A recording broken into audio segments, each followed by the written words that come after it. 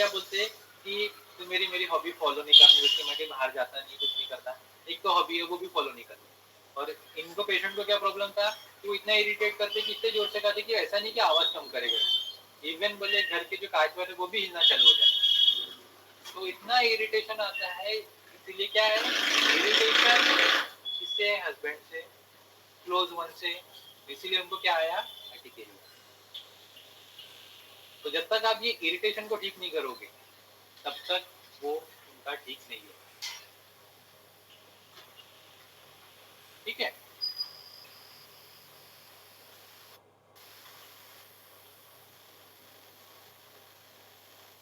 ये हो गया हिस्टामिन। अब भी अपन देखेंगे प्रोस्टाग्लैंडिन एंड ल्यूकोट्रीन। इन दोनों का मैकेनिज्म ऑफ पाथवे सेम ही है। तो each cell and organ secrete prostaglandin. Prostaglandin secrete करते हैं, तो प्रोस्टाग्लैंडिन के टाइप्स होते हैं PGE2, PGF2 alpha, PGI2 and टैक्स2। ये प्रोस्टाग्लैंडिन के मेन 4 है कंपोनेंट है जो अपने बॉडी में धूम मचाते हैं। तो प्रोस्टाग्लैंडिन कहाँ प्रिपेयर होते हैं, that is lung and spleen. अब ये कैसे प्रिपेयर होते हैं, जैसे मेम्ब्रेन फॉस्फोलिपिड्स होते हैं, उसमें फॉस्फोलाइपेज A2 जाता है, देन एरिथ्रोइड एसिड फॉर्म होता है, देन कॉक्स पाथवे फॉर्म होता है, that is cyclooxygenase enzyme pathway and lipoxygenase enzyme pathway. तो कॉक्स से बनते हैं दैट इज पीजी, और पीजी मतलब प्रोस्टाग्लैंडिन, और लॉक्स पाथवे से बनते हैं ल्यूकोट्रीन्स। ठीक है, तो कॉक्स पाथवे से बनते हैं पीजी, प्रोस्टाग्लैंडिन G2, H2, और वो उसी के आइसोमर्स होते हैं that is PGE2, PGD2, PGF2 alpha, TX two and PGI2। ठीक है, आपको इतना याद रखने की जरूरत नहीं है, सिर्फ इंपॉर्टेंट है ये PGE2, F2, I2 and टैक्स2, tax A2। ठीक है, ये प्रोस्टाग्लैंडिन के आइसोमर्स। तो ये जो प्रोस्टाग्लैंडिन है ये क्या करते हैं, तो ये प्रोस्टाग्लैंडिन का एक्शन होता है सबसे पहले इंटेस्टाइन में। क्या एक्शन होता है, लॉन्जिट्यूडिनल मसल्स में। तो ये क्या करते हैं, ये क्या करते हैं, कॉन्ट्रैक्शन करते हैं एंड सर्कुलर मसल का रिलैक्सेशन करते हैं। तो जैसे अपनी ये इंटेस्टाइन, तो इंटेस्टाइन में अगर ये लॉन्जिट्यूडिनल मसल है, इसका क्या करेंगे, सीधी वाली मसल का क्या करते हैं, कॉन्ट्रैक्शन। और ये जो सर्कुलर मसल्स होती है ऐसी, इसका क्या करते हैं, ये मसल का रिलैक्सेशन। तो कंस्ट्रक्शन और रिलैक्सेशन। तो अगर आप, इससे क्या होता है, इससे प्रोड्यूस होती है प्रोपल्सिव एक्शन होती है। प्रोपल्सिव एक्शन मतलब that is produce diarrhoea. Propulsive action मतलब क्या, कैसे, जैसे सांप, सांप बोलो या कुछ ऐसा सामने कैसे जाता है, धीरे धीरे धीरे धीरे सामने, धीरे धीरे धीरे धीरे सामने जाता है, उसको बोलते हैं प्रोपल्सिव एक्शन। तो प्रोपल्सिव एक्शन से प्रोड्यूस होता है डायरिया। ठीक है, दूसरी चीज, ये स्टमक में क्या प्रोड्यूस करते हैं, म्यूकस सिक्रीशन को बढ़ाते हैं, म्यूकस सिक्रीशन को। तो इससे क्या होता है, हिस्टामिन HCl को बढ़ाता है और ये म्यूकस को बढ़ाता है। तो म्यूकस क्या प्रोड्यूस करेगा, अल्सरो प्रोटेक्टिव मैकेनिज्म करेंगे, क्योंकि वो क्या करेगा, स्टमक को, अपने स्टमक को, ये यहाँ पे म्यूकस ज्यादा सिक्रेशन रहने के कारण HCl डैमेज नहीं करेगा गैस्ट्रिक लेयर। तो अल्सरो प्रोटेक्टिव मैकेनिज्म प्रोड्यूस करता है। देन टैक्स टू क्या करता है, ये ब्लड वेसल इंजरी जहाँ पे भी हुई वो प्लेटलेट को एग्रीगेशन करता है। एंडोथेलियल इंजरी आई तो वहाँ पे क्या होगा, प्लेटलेट एग्रीगेशन को बढ़ाता है, दैट इज वासो कंस्ट्रिक्शन करेगा और ब्लड लॉस को रोकेगा। देन पीजीआई टू क्या करता है, प्लेटलेट एग्रीगेशन को इनिबिट करता है। मतलब ये PGI2 एंड टैक्स2 ये अपोजिट है एक दूसरे के। ये टैक्स2 एग्रीगेशन करेगा, I2 उसको रोकेंगे। नहीं तो क्या होगा, टैक्स2 अगर एक्टिवेट हो गया तो क्या होगा, क्लॉट्स फॉर्मेशन होते जाएंगे, एग्रीगेशन बनते जाएंगे, क्लॉट बनते जाएंगे, और क्लॉट बनेंगे तो आगे चल के आपको ब्रेन इंफार्क्ट या एमआई के चांसेस ज्यादा। वही उसको रोकने का काम किसका है? Platelet aggregation inhibition, that is पीजीआई2।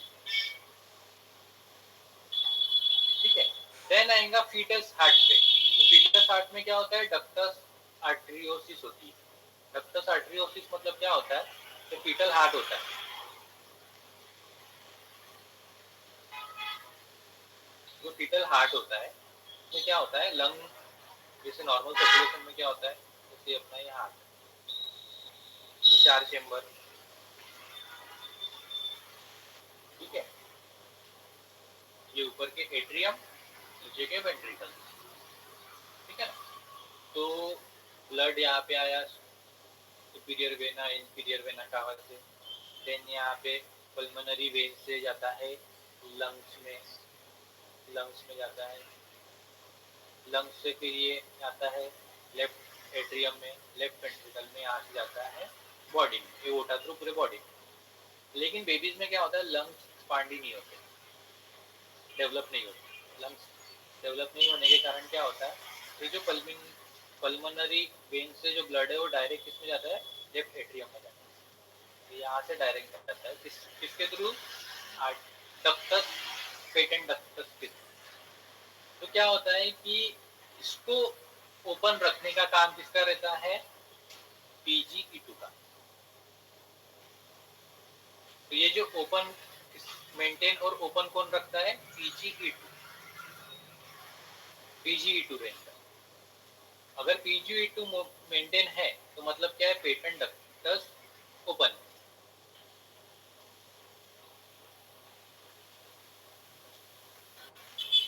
तो ये डायरेक्ट यहाँ से यहाँ आ जाता है, लंग में नहीं जाके ये पेटेंट डक्टस है। तो फिर ये क्या होता है? Patent ductus after 2 days of birth क्या होता है? पीजीई2 कम हो जाता है, फिर ये पेटेंट आर्टरियोसिस क्लोज हो जाता है, ये क्लोज हो जाता है, पेटेंट आर्टरियोसिस क्लोज हो जाता है ना। तो अगर पेटेंट आर्टरियोसिस आफ्टर बर्थ भी अगर क्लोज नहीं हुआ तो क्या करते हैं allopathy medicine? Anti anti prostaglandins देते हैं। एंटी प्रोस्टाग्लैंडिन्स मतलब एनएसआईडीज देते हैं, एनएसआईडीज या एस्पिरिन देते हैं, इंडोथामाइसिन देते हैं, जो क्या करते हैं? पीजीई2 को डिक्रीज करते हैं, ठीक है, और वो बंद हो जाता है। लेकिन वही अगर आपने प्रेगनेंसी में दिया, प्रेगनेंसी है, प्रेगनेंसी है और पीजीई2 का काम क्या है? वो डक्टस को मेंटेन रखने का काम है, और उसमें आपने एनएसआईडीज दिया। अगर आपने एनएसआईडीज मतलब डाइक्लोफिनेक या फिर एस्पिरिन, सर दर्द है तो एस्पिरिन दिए, तो ये क्या करेंगे? प्रोस्टाग्लैंडिन्स को कम करेंगे। और प्रोस्टाग्लैंडिन्स को अगर इन्होंने कम कर दिया तो क्या होगा? ये premature closure of patent ductus arteriosus होगा। अगर प्रीमैच्योर क्लोजर हो गया तो क्या होगा? हार्ट का पंपिंग ही फेल हो जाएगा। पंपिंग फेल हो गया तो क्या होगा? आपको आईयूडी मिलेगी। आईयूडी मतलब इंट्रा यूट्राइन डेथ। सो इसीलिए प्रेगनेंसी में नेवर एवर प्रिस्क्राइब एनएसआईडी, कभी नहीं देते, या एलोपैथी मेडिसिन को नहीं, मोस्टली अवॉइड करने के लिए बोलते हैं, प्रिस्क्राइब नहीं करते। वैसे ही प्रोस्टाग्लैंडिन का स्मूथ मसल पे भी एक्शन है, दैट इज पीजीई2 और आई2 का। ये क्या करते हैं? वॉसो डायलेटेशन करते हैं। और हिस्टामिन क्या करता था? वॉसो कंस्ट्रिक्शन करता था, ठीक है। तो अगर कोई चाइल्ड या पर्सन भी ले लो आप, अगर उसको ऑलरेडी अस्थमा है या क्रॉनिक ब्रोंकाइटिस है, अस्थमा या क्रॉनिक ब्रोंकाइटिस है, ठीक है, उसमें आपने एनएसआईडीज दे दी, दैट इज पेन किलर वगैरह दे दिया, आइबुप्रोफेन दे दी, तो ये क्या करेंगे? जो मेंटेन कर रहे हैं उसको मेंटेन नहीं करेंगे। मतलब पीजीआई2 का काम क्या है? वॉसोडाइलेटेशन करने का। वो उसको वॉसोडाइलेटेशन नहीं करेंगे। वॉसोडाइलेटेशन नहीं करेंगे तो क्या होगा? वॉसो कंस्ट्रिक्शन होगा और अस्थमा इंक्रीज होगा। इसलिए आपने देखे होंगे कि मोस्टली ब्रोंकियल अपने अस्थमा के केसेस में ये आइबुप्रोफेन आइबुपैरा ये नहीं देते या एनेसाइटिस नहीं देते। क्यों? क्योंकि वो एक्शन होगा। क्यों? क्योंकि ये इसी को ब्लॉक कर देते हैं, इसी का एक्शन। और आपको क्या मिल सकता है फिर? एनेसाइटिस या इमेजिन। और ये नर्व के प्रोड्यूस पेन करते हैं। तो नर्व में सबसे ज्यादा पेन प्रोड्यूस करने का काम किसका रहता है? प्रोस्टाग्लैंडिन का। इसलिए एंटी प्रोस्टाग्लैंडिन ड्रग्स देके इसको पेन को ही बंद कर दो, इसीलिए उसको पेन किलर बोलते हैं या non steroidal anti inflammatory drugs बोलते हैं, एनेसाइटिस।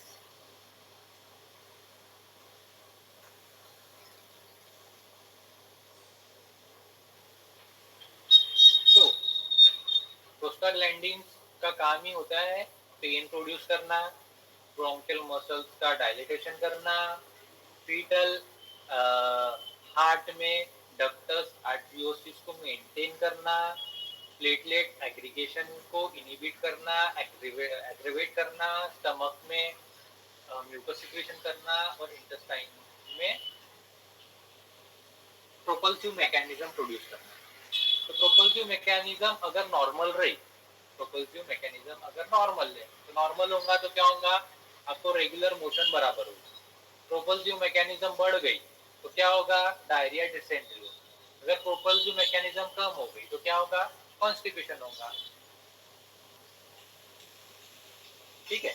वैसे ही स्टमक में अगर म्यूकस सिक्रीशन कम हो गया तो क्या होगा? एचसीएल प्रोडक्शन ज्यादा होगा। एचसीएल प्रोडक्शन ज्यादा होगा तो गैस्ट्रिक मतलब स्टमक के लाइनिंग को इरोजन, दैट इज फिर अपने को गैस्ट्राइटिस या फिर ऐसे सिम्टम्स होंगे।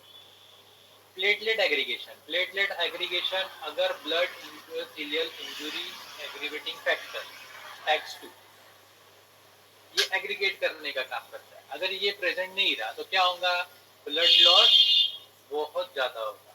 बहुत ज्यादा होगा मतलब क्या होगा? ब्लड लॉस ज्यादा होगा, ब्लड लॉस ज्यादा होगा। ठीक है। अगर ये बहुत ज्यादा बढ़ गया तो क्या होगा? अब तो क्लॉट्स बॉडी में ज्यादा तैयार होंगे। क्लॉट्स बॉडी में ज्यादा तैयार होंगे मतलब क्लॉट्स तैयार होंगे ब्लड वेसल के अंदर ही, और वो क्या करेंगे? ब्लॉकेज करेंगे। पीजीआई2 का भी काम क्या है? प्लेटलेट एग्रीवेशन को इनिबिट करना, इसको इनिबिट करना। अगर ये अपना काम नहीं करेगा तो क्या होगा? एग्रीगेशन ज्यादा बढ़ेगी। ठीक है। तो दैट इज प्रोस्टाग्लैंडिन का ही मेन इंपॉर्टेंस काम। तो अगर आप एलोपैथी मेडिसिन अगर देखोगे तो एलोपैथी मेडिसिन है ना, हमेशा ये कॉक्स और लॉक्स ये पाथवे को ब्लॉक करते हैं। ये पाथवे को अगर इन्होंने ब्लॉक कर दिया तो क्या होगा?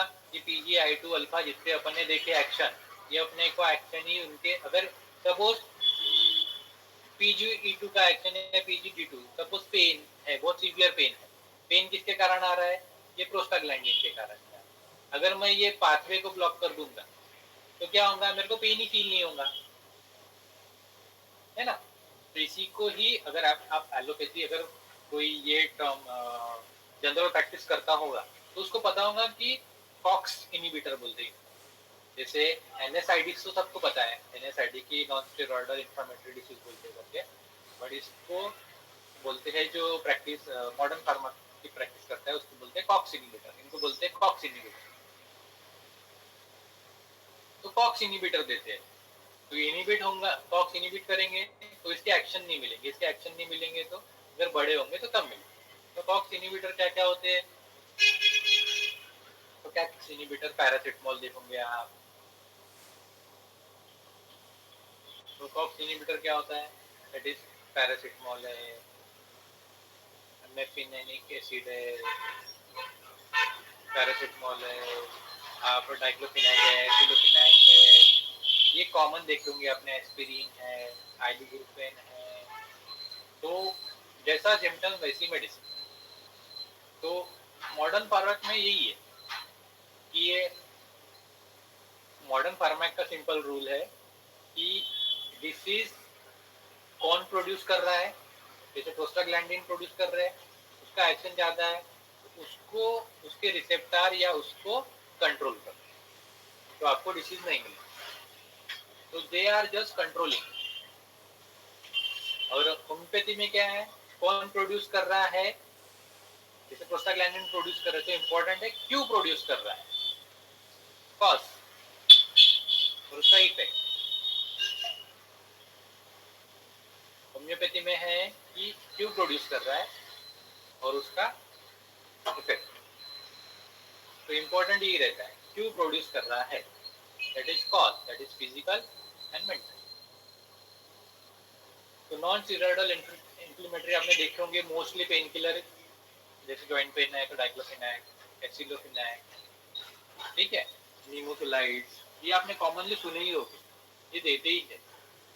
क्यों देते हैं, क्योंकि वो प्रोस्टाग्लैंडिन के एक्शन को ब्लॉक कर देते हैं, प्रोस्टाग्लैंडिन के एक्शन को ब्लॉक कर देते हैं। जैसे प्रोस्टाग्लैंडिन बढ़ गया तो क्या होगा, पेन ज़्यादा बढ़ेगा, पेन ज़्यादा बढ़ गया मतलब इन्फ्लामेशन हो रहा वहाँ पे, तो इसीलिए इसको anti inflammatory drugs, anti inflammatory drugs का क्या है, एंटी इन्फ्लामेशन को कम करने वाले। तो इन्फ्लामेशन कौन बढ़ा रहा है, प्रोस्टाग्लैंडिन। तो प्रोस्टाग्लैंडिन को कम करो, तो दैट इज एंटी इन्फ्लामेटरी। तो प्रोस्टाग्लैंडिन को कौन कम करता है, एस्पिरिन, मैक्टिनिक एसिड, आपने देखे होंगे। जैसे अभी इनमें भी स्पेसिफिक है, जैसे जैसे अभी आपने देखे होंगे ये कैट्रोलैक, ठीक है, अगर डेंटल पेन है तो कैट्रोलैक बीटी देते हैं। अगर फीवर 102 से ज्यादा है तो मैक्टिनिक एसिड देते हैं, ठीक है। क्लॉटिंग फैक्टर कम या ज्यादा है, डिस्टर्ब है, तो एस्पिरिन देते हैं। पेन है तो डाइक्लोफेन है, उससे कम नहीं हुआ, एसिलोफेन है। पहले निमोसिलाइड भी देते थे, अभी निमोसिलाइड बैन हो गई है क्योंकि ये किडनी डैमेज करती है, तो स्पेसिफिक स्पेसिफिक यूज करते हैं। अभी जो एमडी डॉक्टर्स है उनको पता है कि प्रॉब्लम क्या है, तो ये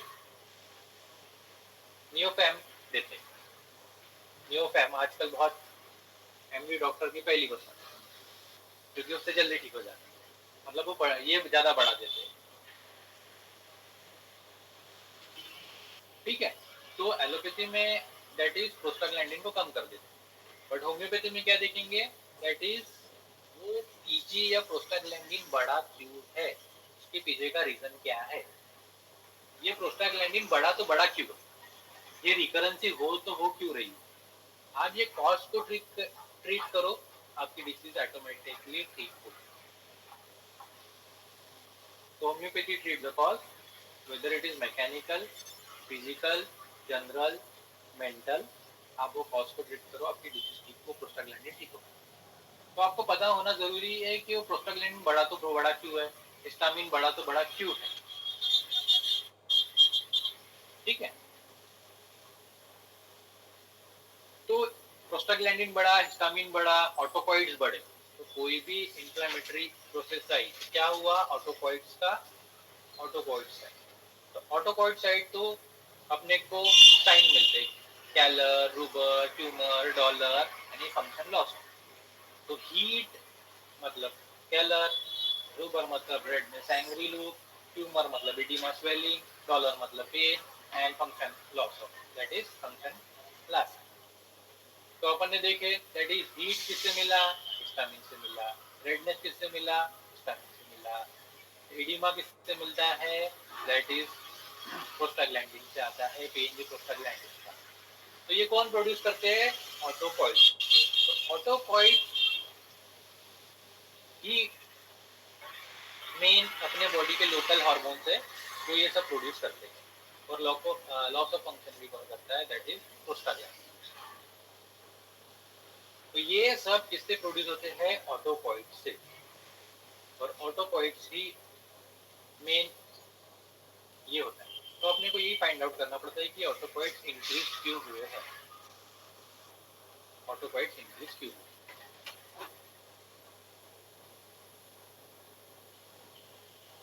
तो अपन ने कैलर देखा, ये आया है वासोडाइलेटेशन से, ट्यूमर आया है, ट्यूमर से आया एडिमा दैट इज साइटोकाइनिन से, डॉलर आया है प्रोस्टाग्लैंडिन से, पेन आया है loss of function, decrease energy, sensitivity.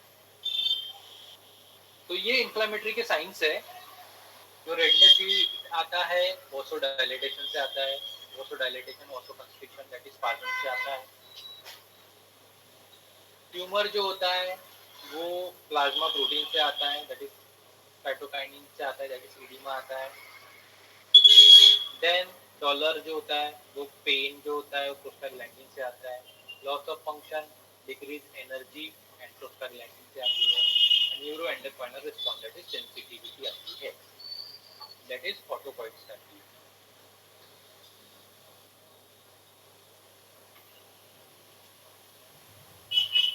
Then यही चीजें हैनीमैन सर ने एफोरिज्म नंबर 74 में बताई है कि जब भी कोई ऑर्गेनिज्म को अगर कुछ प्रॉब्लम आई तो क्या करेगा, either some deprive part of it irritability and sensitivity increase हो जाती है।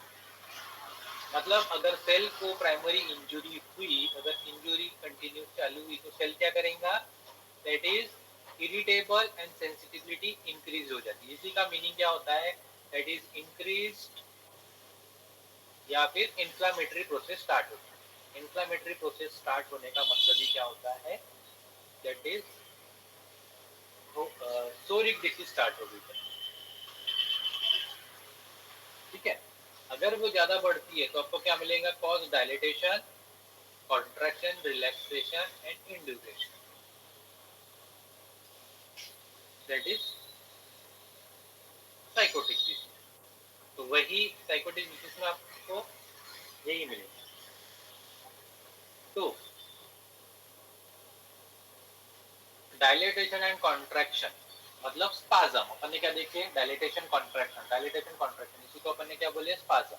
तो स्पाज्म कौन प्रोड्यूस करता है, that is muscle tissue. Muscle tissue that is, muscle tissue ही मतलब क्या होता है, दैट इज सिंथेसिस होता है। अभी ये आगे आपको समझेगा, मसल टिश्यू ही होता है कनेक्टिव टिश्यू का पार्ट होता है।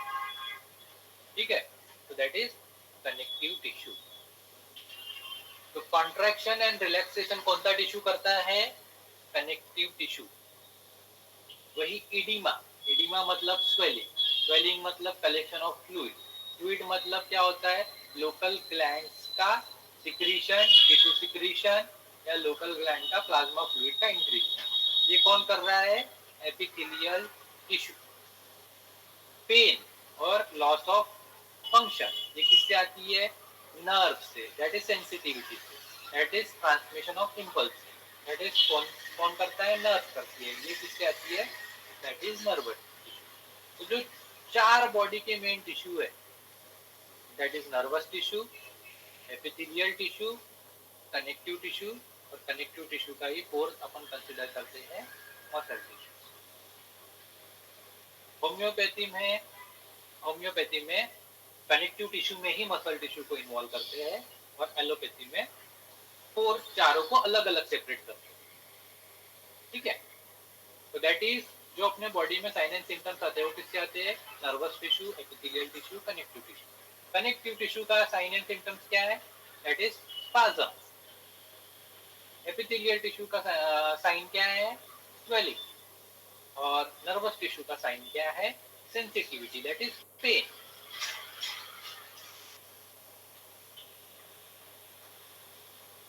Then body speaks mind language, mind can lie but body कभी झूठ नहीं बोलती। और बॉडी जो है वो माइंड की ही लैंग्वेज स्पीक करती है। इसका मतलब क्या होता है कि मेरे जो माइंड में है मैं वही लिखूँ, तो क्या होता है, मैं जो वही लिखूंगा, मतलब क्या होता है, body parts are following mind's order. मेरे को वहां तक, यहाँ से वहां चलना है, तो जो बॉडी पार्ट्स है वो किसको फॉलो कर रहे हैं, माइंड को फॉलो कर रहे हैं। तो जो माइंड सोचता है वही बॉडी पे आता है, तो mind speaks body language. Then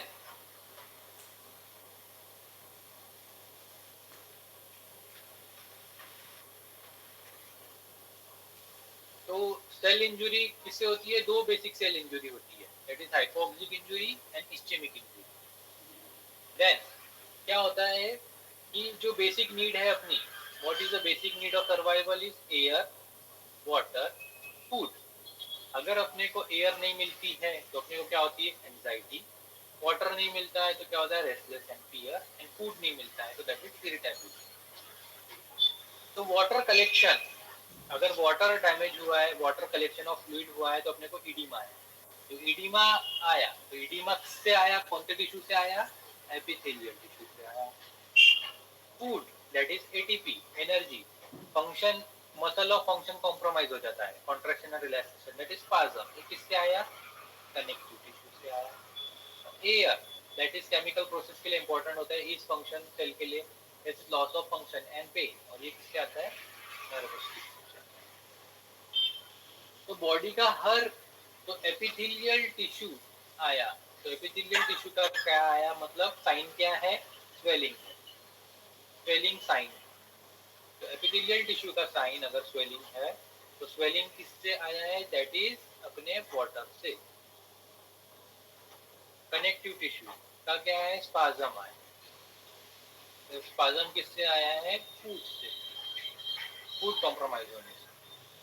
और nervous tissue that is pain आया, दैट इज एयर। तो इन तीनों टिश्यू का डायरेक्ट कनेक्शन होता है बेसिक नीड से। जैसे जैसे अपन एक एक टिश्यू डिटेल में पढ़ेंगे, आपको आगे आगे समझ में आएगा, लेकिन ये डायरेक्ट कनेक्शन होता है इनका।